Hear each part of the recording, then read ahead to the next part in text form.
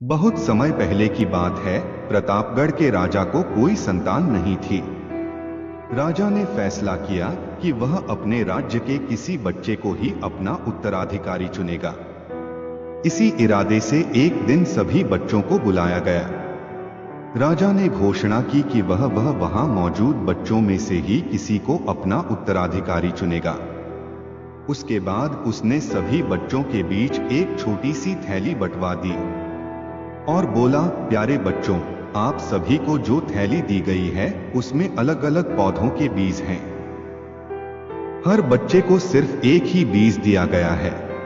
आपको इसे अपने घर ले जाकर एक गमले में लगाना है। 6 महीने बाद हम फिर यहाँ इकट्ठा होंगे और उस समय मैं फैसला करूंगा कि मेरे बाद प्रतापगढ़ का अगला शासक कौन होगा। उन्हीं लड़कों में ध्रुव नाम का भी एक लड़का था। बाकी बच्चों की तरह वह भी बीज लेकर खुशी खुशी अपने घर वापस पहुंच गया। माँ की मदद से उसने एक गमला चुना और उसमें और अच्छे से उसकी देखभाल करता। दिन बीतने लगे, पर हफ्ते 2 हफ्ते बाद भी ध्रुव के गमले में पौधे का कोई नामो निशान नहीं था। वही अब आसपास के कुछ बच्चों के गमलों में उपज दिखने लगी थी। ध्रुव ने सोचा कि हो सकता है उसका बीज कुछ अलग हो, और कुछ दिनों बाद उसमें से कुछ निकले। और ऐसा सोचकर वह पूरी लगन से गमले की देखभाल करता रहा। पर 3 महीने बीत जाने पर भी उसका गमला खाली था। वहीं दूसरी ओर बाकी बच्चों के गमलों में अच्छे खासे पौधे उग गए थे। कुछ में तो फल फूल भी दिखाई देने लगे थे।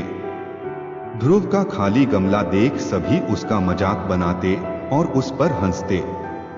यहाँ तक कि कुछ बड़े बुजुर्ग भी उसे बेकार में मेहनत करने से मना करते। पर बावजूद इसे ध्रुव ने हार नहीं मानी और लगातार गमले की देखभाल करता रहा। देखते देखते 6 महीने भी बीत गए और राजा के सामने अपना गमला ले जाने का दिन आ गया। ध्रुव चिंतित था क्योंकि अभी भी उसे गमले में कुछ नहीं निकला था। वह मन ही मन सोचने लगा, अगर मैं ऐसे ही राजा के सामने चला गया तो सब लोग मुझ पर कितना हंसेंगे, और कहीं राजा भी मुझसे नाराज हो गया और सजा दे दी तो किसी को यकीन नहीं होगा कि मैं बीज में रोज पानी डालता था। सब मुझे कितना आलसी समझेंगे। माँ ध्रुव की परेशानी समझ रही थी। उसने ध्रुव की आंखों में आंखें डालकर कहा, नतीजा जो कुछ भी हो, तुम्हें राजा को उसका दिया हुआ बीज लौटाना ही चाहिए। तय दिन सभी बच्चे राजमहल के मैदान में इकट्ठा हो गए। वहां एक से बढ़कर एक पौधों का अंबार लगा था।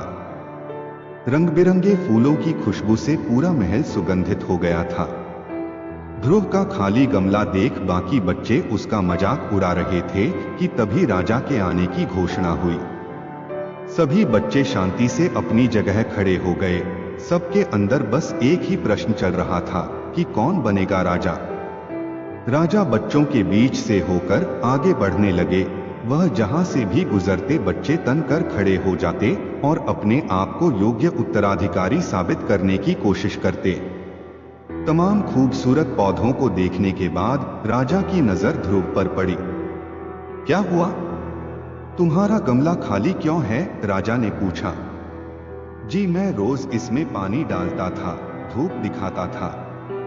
6 महीने तक मैंने इसकी पूरी देखभाल की, पर फिर भी इसमें से पौधा नहीं निकला। ध्रुव कुछ हिचकिचाहट के साथ बोला। राजा बाकी गमलों को देखने के लिए आगे बढ़ गया और जब सभी गमले देखने के बाद उसने बच्चों को संबोधित किया। आप लोगों ने खुद को साबित करने के लिए कड़ी कड़ी मेहनत की। ज्यादातर लोग किसी भी कीमत पर राजा बनना चाहते हैं, लेकिन एक लड़का है जो यहाँ खाली हाथ ही चला आया। ध्रुव, तुम यहाँ मेरे पास आओ। सबके सामने इस तरह बुलाया जाना ध्रुव को कुछ अजीब लगा। वह धीरे धीरे आगे बढ़ने लगा। जैसे ही राजा ने उसका गमला उठाकर बाकी बच्चों को दिखाया, सभी हंसने लगे। शांत हो जाइए, राजा ने ऊंची आवाज में कहा। 6 महीने पहले मैंने आपको बीज दिए थे और अपने अपने पौधों के साथ आने को कहा था। मैंने आपको जो बीज दिए थे वो बंजर थे। आप चाहे उसकी जितनी भी देखभाल करते उसमें से कुछ नहीं निकलता। लेकिन अफसोस है कि आप सबके बीच में बस एक ध्रुव ही है जो खाली हाथ यहाँ उपस्थित हुआ है। आप सबको उससे सीखना चाहिए। पहले तो उसने ईमानदारी दिखाई कि और लोगों की तरह बीज में से कुछ ना निकले पर दूसरा बीज नहीं लगाया, और उसके बाद खाली गमले के साथ यहाँ आने का साहस दिखाया, ये जानते हुए भी कि लोग उस पर कितना हंसेंगे, उसे कितना अपमानित होना पड़ेगा। मैं घोषणा करता हूं कि ध्रुव ही प्रतापगढ़ का अगला राजा होगा। यही उसकी ईमानदारी का फल है।